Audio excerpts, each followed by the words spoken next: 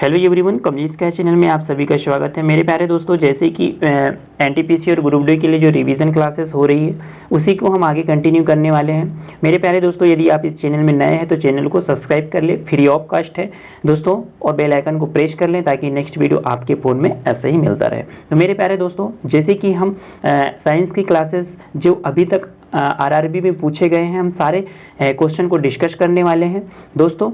तो इस चैनल में आप नए हैं तो सब्सक्राइब जरूर कर लें। चलो, ये आज का इम्पोर्टेंट क्वेश्चन को हम कवर करते हैं। तो पहला क्वेश्चन क्या हो जाएगा यहाँ पे? पहला क्वेश्चन हो जाएगा यहाँ पे टेकोमीटर का मापन करता है। तो टेकोमीटर से हम क्या चीज़ मापते हैं? तो टेकोमीटर से हम मापते हैं गतिपालक चक्र की गुणात्मक चाल। गतिपालक चक्र की गुणात्मक चाल। यहाँ पे क्या है? टेकोमीटर के द्वारा मशीन या मीटर के गतिपालक घूर्णन वाले चक्र की गुणात्मक चाल ज्ञात करते हैं। इस मीटर के प्रयोग से गतिपालक चक्र की प्रति मिनट घूर्णन की गति, जैसे कि आरपीएम उसको डायरेक्ट बोला जाता है, जैसे कि चक्र की जो प्रति मिनट होती है उसको आरपीएम बोला जाता है, को मापा जाता है। ठीक है, तो यहाँ पे क्या हो जाएगा? टेकोमीटर से हम गतिपालक चक्र की घूर्णनता चाल को मापते हैं। ठीक है, तो इस क्वेश्चन का डी राइट आंसर हो जाएगा। ठीक, नेक्स्ट क्वेश्चन, टेकोमीटर का प्रयोग क्या मापता है? देखो, क्वेश्चन सेम है लेकिन आरआरबी में पूछा गया है दोनों क्वेश्चन।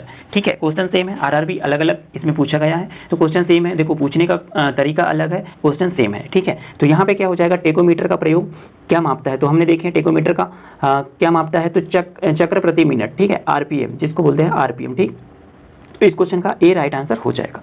नेक्स्ट क्वेश्चन होगा, मल्टीमीटर में क्या होता है?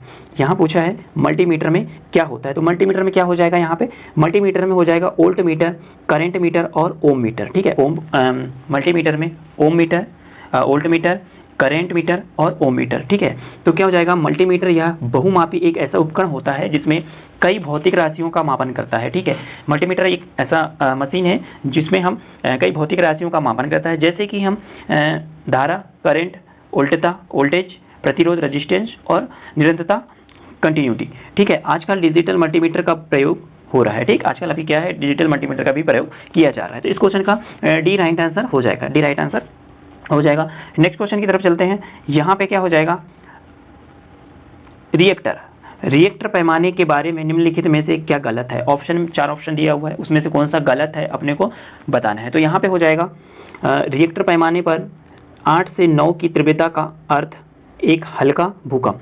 ठीक है, तो क्या है ये जो ऑप्शन नंबर डी है, इसमें रिएक्टर के पैमाने के बारे में ये गलत है। ठीक है, तो सही क्या है? इसे 1935 में चार्ल्स रिएक्टर और गुटेनबर्ग द्वारा विकसित किया गया था। ठीक है, ये भी सही है। यहाँ एक लघुकरणी पैमाना, एक क्या है? यह एक लघुकरणी पैमाना है। इसे कंपन मापी का उपयोग द्वारा मापा जा सकता है। ठीक है, हम सही क्या है इसलिए देखें क्योंकि देखो, ऑप्शन में 3 गलत ऑप्शन भी दे सकता है और एक सही ऑप्शन भी दे सकता है, तो सही क्या है हम उसको देख लिए। ठीक है, तो इस क्वेश्चन का डी राइट आंसर हो जाएगा जो रिएक्टर के बारे में गलत लिखा है। ठीक है, नेक्स्ट क्वेश्चन हो गया आगे, तरल पदार्थ के घनत्व को मापने के लिए किसका प्रयोग किया जाता है? जो तरल पदार्थ के घनत्व को मापने के लिए किसका प्रयोग किया जाता है? तो यहाँ पे जो तरल पदार्थ को मापने के लिए किसका प्रयोग किया जाता है? तो हाइड्रोमीटर। जो हाइड्रोमीटर है, हम जो तरल पदार्थ के घनत्व को मापने के लिए हम प्रयोग किया जाता है। ठीक है, तो किससे मापा जाता है? हाइड्रोमीटर से मापा जाता है। तो इस क्वेश्चन का बी राइट आंसर हो जाएगा। ठीक है, नेक्स्ट क्वेश्चन की ओर चलते हैं।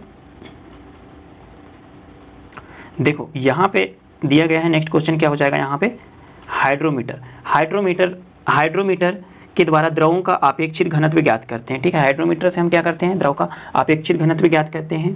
आर्द्रता मापी से हम किस चीज को मापेंगे? वायुमंडल में व्याप्त आर्द्रता को मापेंगे। ठीक है, जैसे कि हम पिछले वीडियो में भी हम आर्द्रता मापी को बताए थे। ठीक है, फेदोमीटर जो है, फेदोमीटर से क्या मापा जाएगा? तो समुद्र की गहराई मापी जाएगी। ठीक है, समुद्र की गहराई मापे जाते हैं उससे, किससे? फेदोमीटर से। ठीक है, हिप्टोमीटर का उपयोग समुद्र तल से ऊंचाई ज्ञात करने के लिए करते हैं। ठीक है, समुद्र तल से ऊंचाई ज्ञात करने के लिए करते हैं। तो आप इसमें कंफ्यूज नहीं होना, क्योंकि फेदोमीटर और हिप्टोमीटर ये दोनों समुद्र से रिलेटेड है, तो इसमें आप कंफ्यूज नहीं होने का। ठीक है, इसमें फेदोमीटर में क्या होता है? समुद्र की गहराई मापी जाती है, और इसमें क्या होता है? हिप्टोमीटर में क्या होता है? समुद्र की तल से ऊंचाई ज्ञात करने के लिए यूज किया जाता है। ठीक है, तो इस क्वेश्चन का बी राइट आंसर हो जाएगा, जो हाइड्रोमीटर द्रवों का अपेक्षित घनत्व ज्ञात करने के लिए उपयोग किया जाता है। ठीक है, नेक्स्ट क्वेश्चन क्या हो जाएगा आगे? पानी के अंदर क्या है, पानी के अंदर वस्तुओं का पता लगाने के लिए किस यंत्र का उपयोग किया जाता है। तो पानी के अंदर जो पानी के अंदर वस्तुओं का पता लगाने के लिए किस यंत्र का उपयोग किया जाता है, तो यहाँ पे किया जाता है सोनार। ठीक है, सोनार एक क्या है, यंत्र है, उसका हम उपयोग करते हैं। ठीक है, तो पानी के अंदर वस्तुओं का पता लगाने के लिए हम सोनार का उपयोग करते हैं। तो इस क्वेश्चन का सी राइट आंसर हो जाएगा। देखो सोनार को डिफाइन किया गया है, यहाँ पे हम उसको देख लेते हैं थोड़ा सा।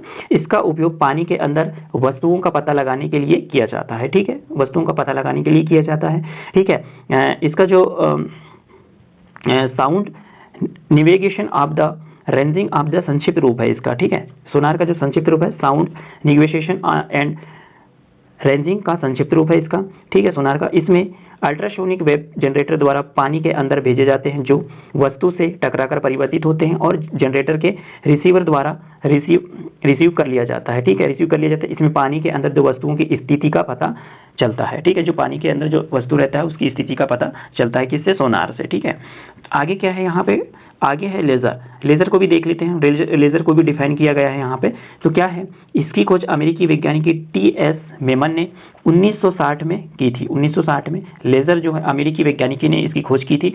ठीक है, light amplification by stimulated commission of the radiation का संक्षिप्त रूप है, लेज़र का संक्षिप्त रूप है। इसका उपयोग शल्य चिकित्सा में धातुओं को जोड़ने, काटने, युद्ध में दुश्मनों के हथियार नष्ट करने में इसका उपयोग किया जाता है लेज़र से। ठीक है, आगे क्या है, रडार।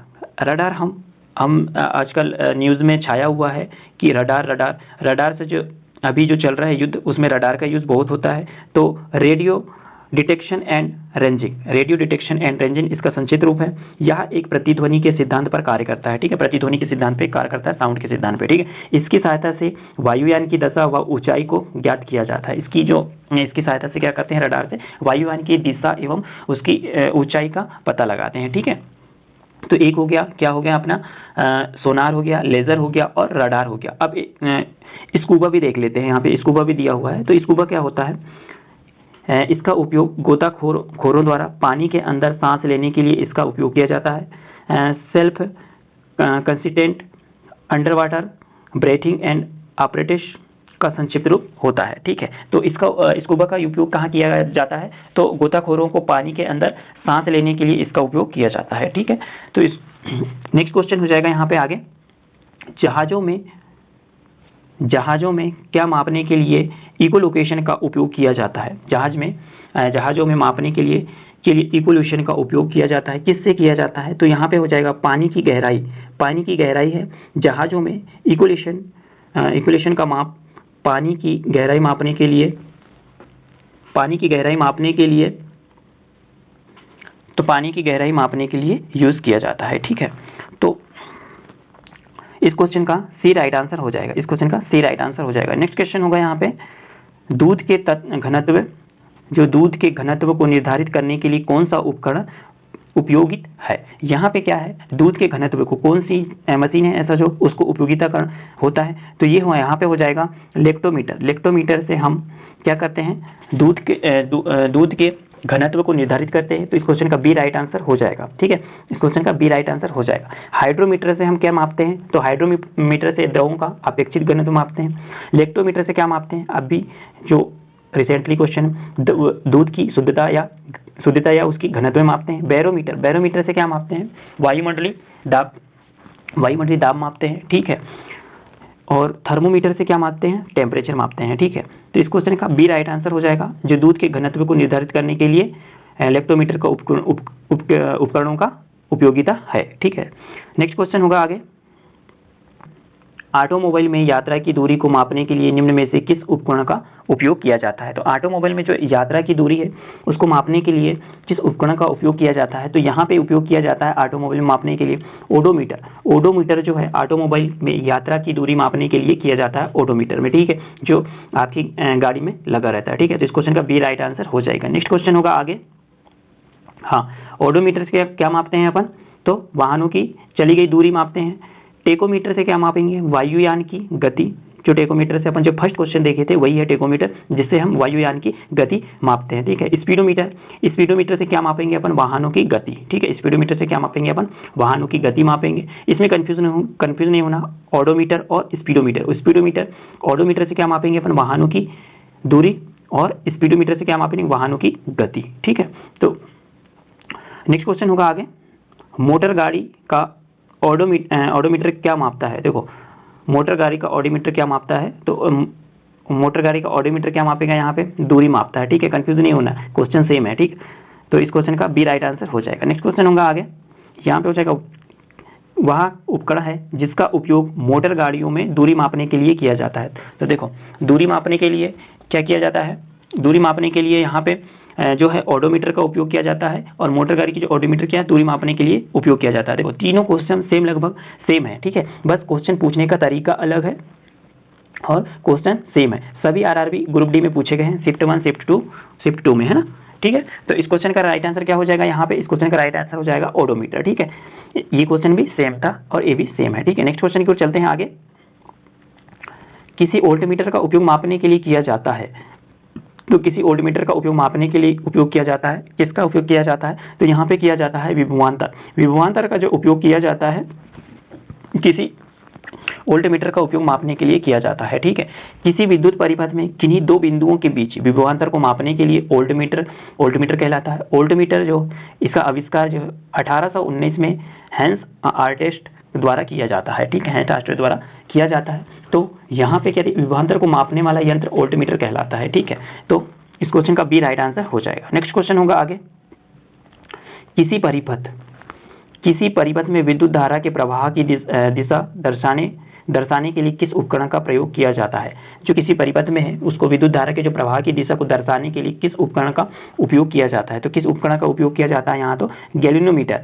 गैल्वेनोमीटर जो है वो किसी परिपथ में बहती हुई विद्युत धारा को दर्शाने के लिए या दिशा दर्शाने के लिए इस उपकरण का प्रयोग किया जाता है। तो गैल्वेनोमीटर का उपयोग किया जाता है। इस क्वेश्चन का ए राइट आंसर हो जाएगा। यहाँ पे दिया है गैल्वेनोमीटर। गैल्वेनोमीटर पता है आपको। ठीक है, किस लिए उपयोग किया जाता है? यहाँ पे देखते हैं आमीटर। आमीटर किस लिए उपयोग किया जाता है? किसी भी परिपथ में प्रभावित धारा का मान ज्ञात करने के लिए, किसी परिपथ में प्रभावित धारा का माप ज्ञात करने के लिए, प्रभावित धारा का माप ज्ञात करने के।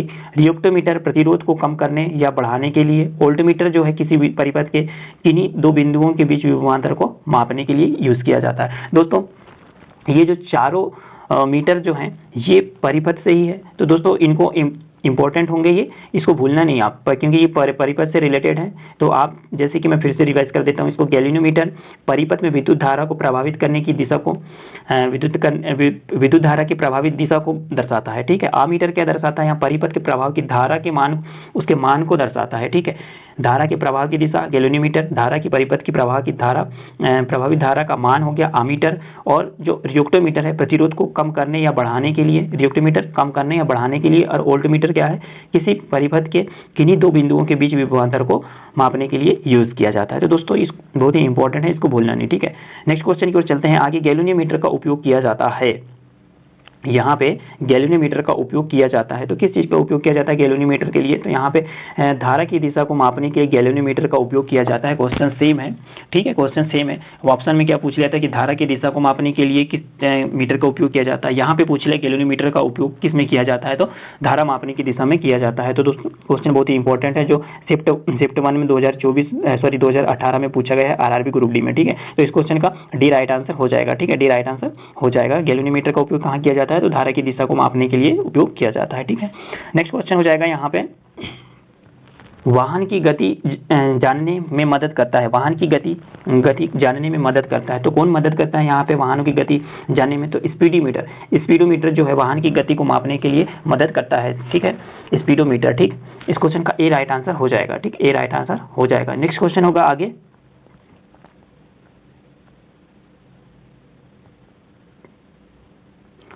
नेक्स्ट क्वेश्चन हो जाएगा आगे क्या है?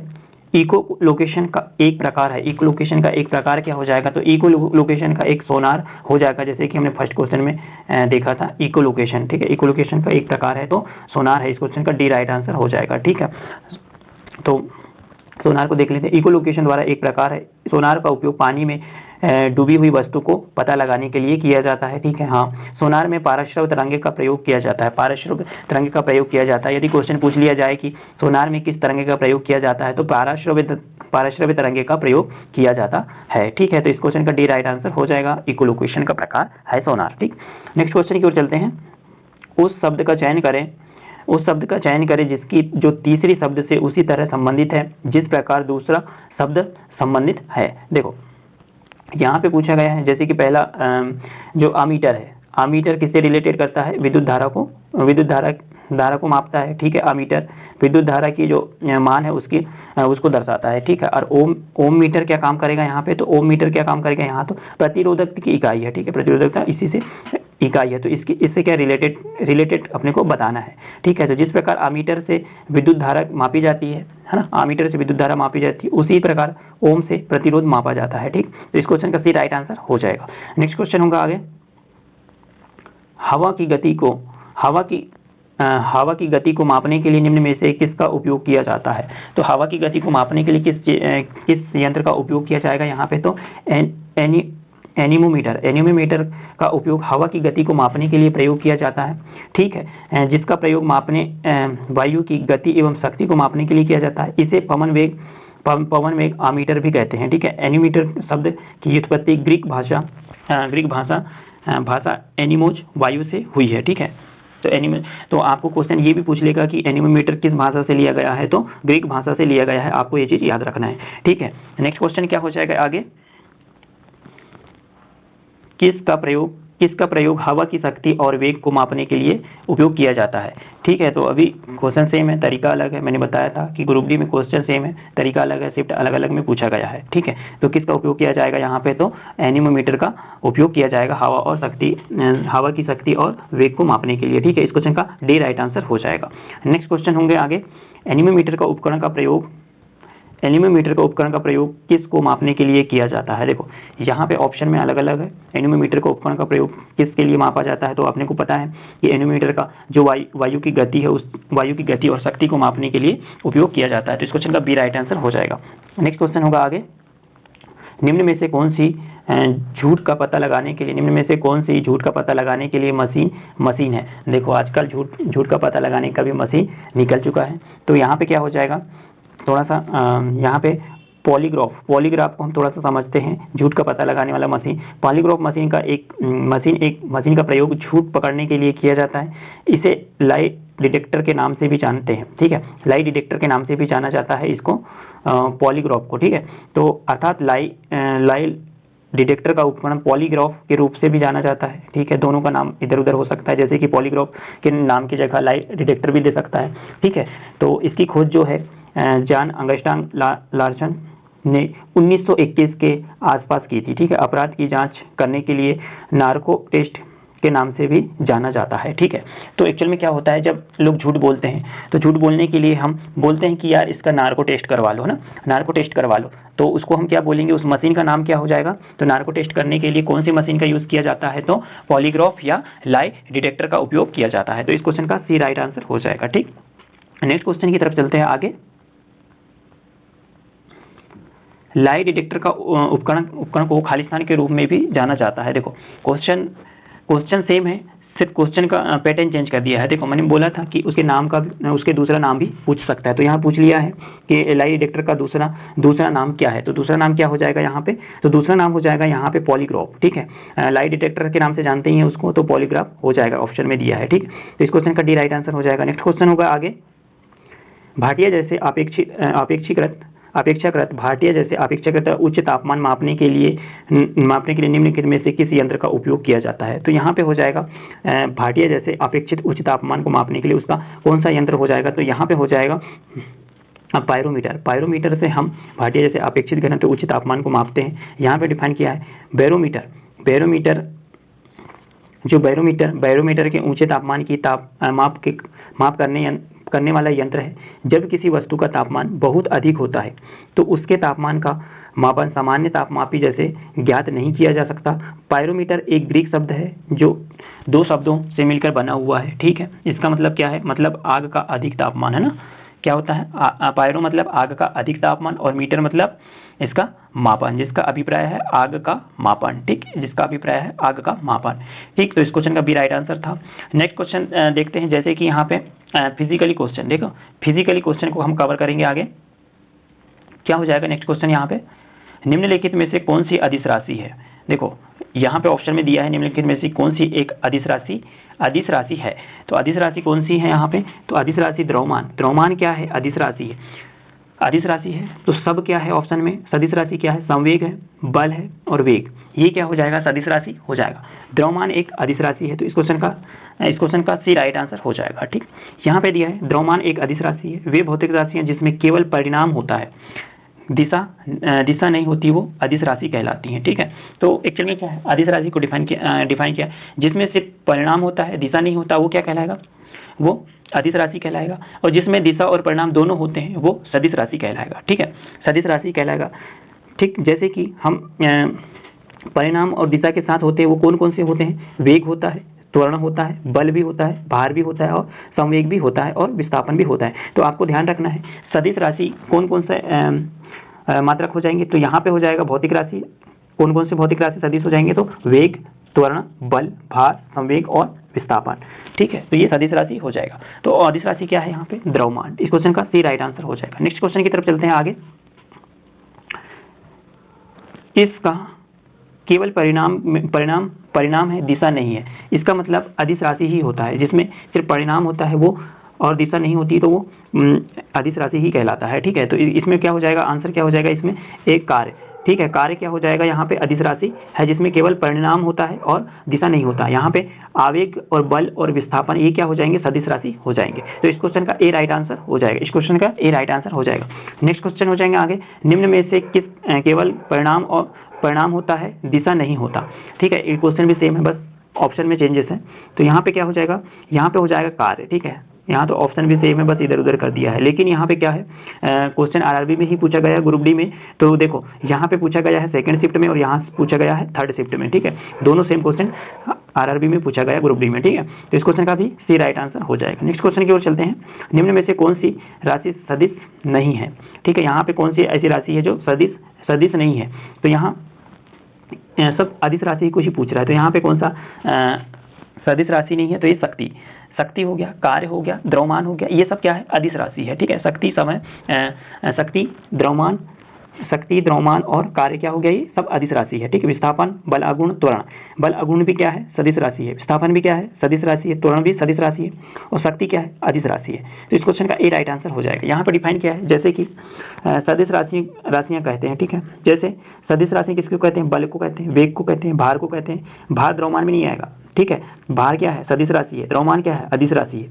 विस्थापन, त्वरण, बल अगुण, ये क्या है, सदिश राशि है। जबकि ऊर्जा, विद्युत धारा, दूरी, समय, शक्ति, द्रव्यमान, ये क्या है, अदिश राशि है, ठीक। तो ध्यान रखिएगा, ऊर्जा, विद्युत धारा, दूरी, समय, शक्ति, द्रव्यमान, ये अदिश राशि है। इसमें कंफ्यूज होने की जरूरत नहीं है, तो ध्यान रखिएगा, ठीक है। तो इस क्वेश्चन का ए राइट आंसर हो जाएगा। नेक्स्ट क्वेश्चन की तरफ चलते हैं आगे। निम्न में से कौन सी एक वेक्टर मात्रा नहीं है। यहाँ क्या हो जाएगा, निम्न में से कौन सा एक वेक्टर मात्रक नहीं है। तो यहाँ पे हो जाएगा विद्युत प्रवाह जो है वेक्टर मात्रक नहीं है। जिस भौतिक राशि में परिणाम तथा दिशा दोनों निहित होते हैं, परिणाम और दिशा क्या होता है, दोनों निहित होते हैं। मतलब न किसी राशि में न परिणाम होता न दिशा होते, तो उन राशियों को क्या कहते हैं, वेक्टर कहते हैं, ठीक है। वेक्टर कहते हैं जैसे कि वेग, बल, संवेग इत्यादि। जिन राशियों में सिर्फ परिणाम होता है, दिशा उन्हें अदिश राशि कहते हैं। जिस सिर्फ परिणाम होता है, ये तो अपन देख चुके हैं, समझ चुके हैं, तो होता है उसे अदिश राशि कहते हैं। चाल, दूरी, द्रव्यमान और आयतन, ठीक है। यहाँ पे नए शब्द सुनने को मिलते हैं, जैसे कि चाल, दूरी, द्रव्यमान, आयतन, कार्य, ये क्या है, अदिश राशि है, ठीक। तो इस क्वेश्चन का सी राइट आंसर हो जाएगा, ठीक है। वेक्टर मात्रक नहीं है। वेक्टर मात्रक हम उसको बोलेंगे जिसमें दिशा और परिणाम होगा, ठीक। तो इस क्वेश्चन का सी राइट आंसर। नेक्स्ट क्वेश्चन होगा आगे, एक वेक्टर राशि में परिणाम एक वेक्टर राशि में परिणाम और दिशा दोनों होते हैं, जबकि अदिश राशि में केवल परिणाम होता है और दिशा नहीं होती, निम्न में से अदिश राशि कौन सी हो जाएगी? तो अदिश राशि यहाँ पे पूछा है, तो अदिश राशि दाब हमने देखा था, अदिश राशि है, तो इस क्वेश्चन का ए राइट आंसर हो जाएगा। हम ज़्यादा डिफाइन नहीं करेंगे क्योंकि क्वेश्चन वही आ रहा है। हम आगे देखते हैं कौन सा क्वेश्चन है। तो आगे देखेंगे हम, सबसे उचित विकल्प चुनिए। संवेग में क्या होता है? तो संवेग क्या है? अदिश राशि है या सदिश राशि है। तो संवेग क्या है? एक परिणाम और दिशा दोनों होते हैं, मतलब सदिश राशि कहलाएगा। ठीक, सदिश राशि कहलाएगा। तो इस क्वेश्चन का सी राइट आंसर हो जाएगा। नेक्स्ट क्वेश्चन होंगे यहाँ पे सदिश राशि। सदिश राशि का उदाहरण क्या है? यहाँ पे सदिश राशि क्या हो जाएगा? तो सदिश राशि हो जाएगा यहाँ पे वेग। वेग क्या है? सदिश राशि है। जो द्रव्यमान होता है जिसको हम वजन बोलते हैं, ठीक, ये क्या है? अदिश राशि है। तापमान भी अदिश राशि है, लंबाई भी अदिश राशि है। ठीक है, तो ये क्या है? अदिश राशि है। ऐसी राशियाँ जिसे व्यक्त करने के लिए परिणाम और दिशा दोनों आवश्यकता होती है, सदिश राशि है, डिफाइन कर चुके हैं। वेग, विस्थापन, त्वरण आदि द्रव्यमान, ये क्या है? सदिश राशि है। द्रव्यमान, ताप, लंबाई, चाल एक अदिश राशि है। ठीक है, तो इस क्वेश्चन का राइट आंसर क्या हो जाएगा? यहाँ पे वेग हो जाएगा। ठीक है, सी। नेक्स्ट क्वेश्चन होगा आगे, एक सदिश राशि में परिणाम और दिशा दोनों होते हैं, जबकि ये सदिश राशि में केवल परिणाम और दिशा नहीं होते, निम्न में से एक सदिश राशि को बताना है। तो सदिश राशि क्या हो जाएगा? यहाँ पे जो विस्थापन है, विस्थापन क्या है? सदिश राशि है। यहाँ पे सदिश राशि है। कार्य, गति और ऊर्जा, यहाँ पे गति में क्या? लंबाई भी अदिश राशि है, कार्य भी अदिश राशि है, ऊर्जा भी अदिश राशि है, द्रव्यमान भी अदिश राशि है ना। तो इस चीज को अपने को याद रखना है, अदिश राशि कौन सा है और सदिश राशि कौन सा है। ठीक है, तो इस क्वेश्चन का सी राइट आंसर हो जाएगा। नेक्स्ट क्वेश्चन की ओर चलते हैं। निम्न में से कौन सी एक वेक्टर मात्रा है? यहाँ पे सदिश राशि पूछा है। वेक्टर किसको बोलते हैं? अपन सदिश राशि को ही बोलते हैं ना। तो कौन सा हो जाएगा यहाँ पे सदिश राशि? ऑप्शन में दिया है वेग। वेग जो है, वेग क्या है? एक सदिश राशि है। वेग क्या है? सदिश राशि है। तो यहाँ पे क्या हो जाएगा? समय, तापमान और दूरी, ये क्या हो जाएंगे? अदिश राशि हो जाएंगे। ठीक, तो इस क्वेश्चन का डी राइट आंसर हो जाएगा। नेक्स्ट क्वेश्चन होंगे आगे, निम्न में से किस जोड़े की दिशा हमेशा एक समान होती है?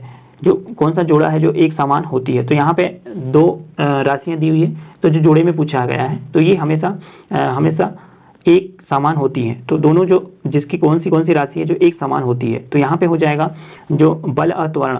जो बल और त्वरण जो होता है, इस दोनों की जो राशि होती है वो सेम होती है ना।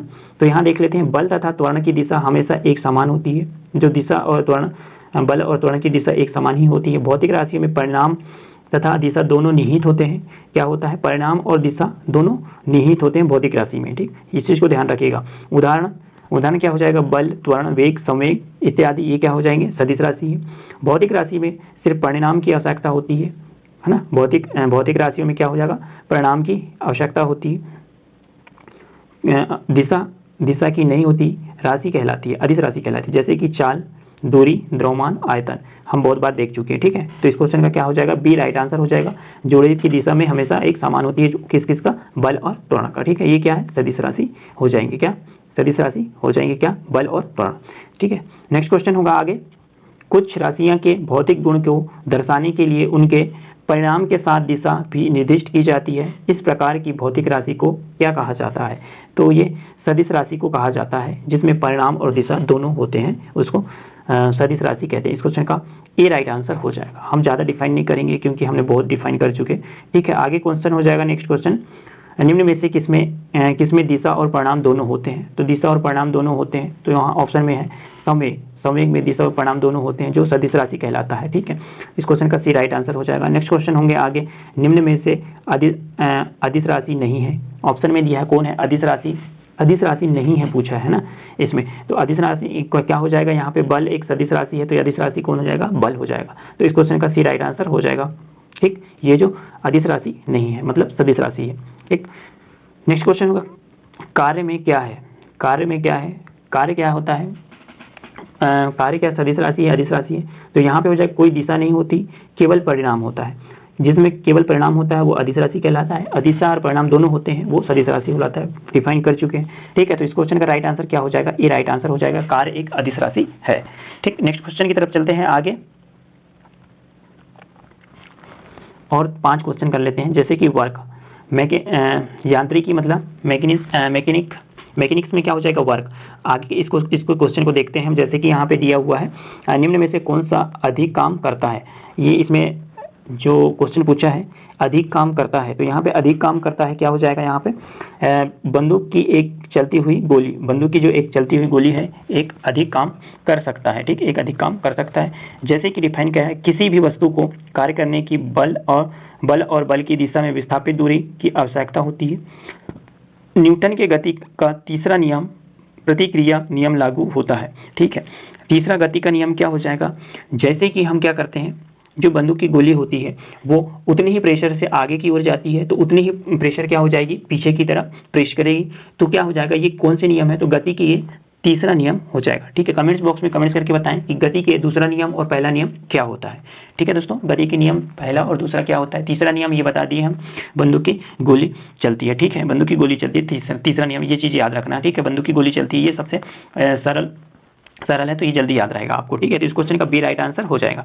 क्या हो जाएगा, बी राइट आंसर हो जाएगा। नेक्स्ट क्वेश्चन क्या होगा आगे, देखो यहाँ पे न्यूमेरिकल दे दिया है, तो न्यूमेरिकल देख लेते हैं अपन थोड़ा सा।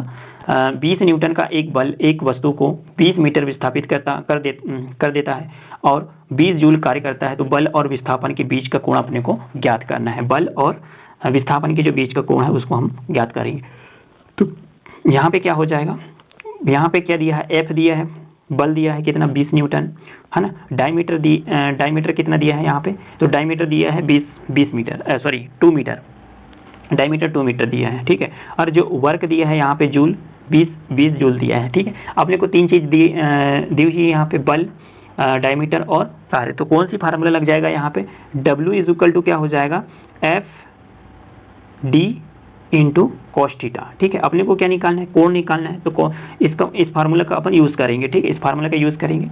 आगे देखते हैं यहाँ पे थोड़ा सा, तो क्या हो जाएगा आगे, यहाँ पे हो जाएगा बल 20 न्यूटन, डायमीटर 2 और वर्क क्या है 20, तो यहाँ पे हो जाएगा 20 × 20 × 2 × cos थीटा, तो 1 = 2 cos थीटा हो जाएगा यहाँ पे। ठीक है, 20 से 20 कैंसिल हो जाएगा, वहाँ पे 1 = 2 cos थीटा हो जाएगा। तो हम क्या करेंगे, 1/2 इधर cos थीटा को निकालेंगे। अब देखो क्या होता है, cos थीटा दिया हुआ, तो cos थीटा 1/2 का मान कितनी डिग्री में होता है, तो ये होता है 60 डिग्री में होता है। ठीक है, तो इस क्वेश्चन का सी राइट आंसर हो जाएगा, जो 1/2 मतलब 60 डिग्री हो जाएगा। ठीक है, 60 डिग्री हो जाएगा। ठीक, इस क्वेश्चन का राइट आंसर क्या हो जाएगा, ए हो जाएगा। ठीक, ए राइट आंसर। नेक्स्ट क्वेश्चन होने वाला है, ये भी न्यूमेरिकल ही। यहाँ हो जाएगा, एक पोर्टर जमीन से 20 kg सामान उठाता है और उसी जमीन से 1.5 मीटर ऊपर अपने सिर पर रखता है। सामान पर उसके द्वारा किए गए कार्य की गणना करना है, सामान द्वारा उसके किए गए कार्य की गणना करना है।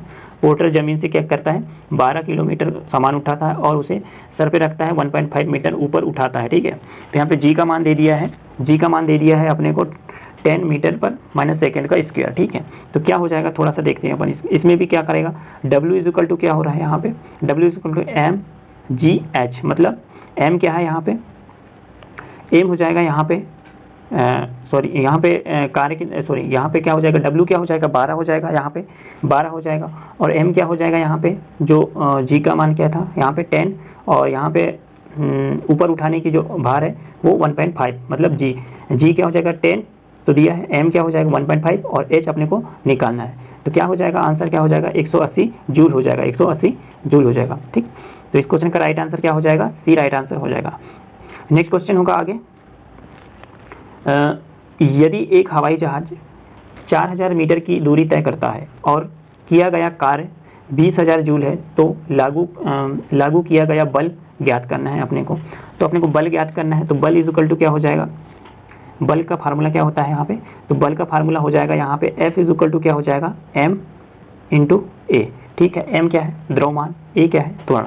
ठीक है, तो यहाँ पे दिया है कार्य कितना है यहाँ पे, तो अपने को ज्ञात क्या करना है, बल ज्ञात करना है। ठीक है, बल ज्ञात करना है, तो कार्य बराबर क्या होता है, बल गुणित दूरी। ठीक है, अपने को ये वाला फार्मूला लगाना है, बल गुणित दूरी वाला। ठीक है, कार्य क्योंकि कार्य का मान दिया है अपने को यहाँ का एफ तो निकालना है, लेकिन द्रव्यमान का मान नहीं दिया है, इसलिए अपन ये वाला फार्मूला नहीं लगाएंगे, तो अपन ये वाला फार्मूला लगाएंगे, बल गुणित दूरी वाला। ठीक है, तो कार्य का मान दिया है यहाँ पे, कार्य का मान कितना दिया है 20,000, और जो दूरी दी है यहाँ पे 4000, तो डिवाइड कर देंगे अपन यहाँ पे, तो 3 शून्य से 3 शून्य कैंसिल हो जाएगा, तो और 4 पंचा 20, मतलब 5 न्यूटन यहाँ पे राइट आंसर हो जाएगा। ठीक है, 5 न्यूटन इस क्वेश्चन का ए राइट आंसर हो जाएगा। नेक्स्ट क्वेश्चन होगा आगे।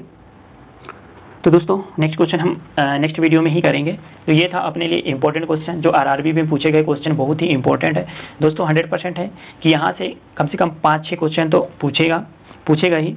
तो ये था अपने इंपॉर्टेंट क्वेश्चन।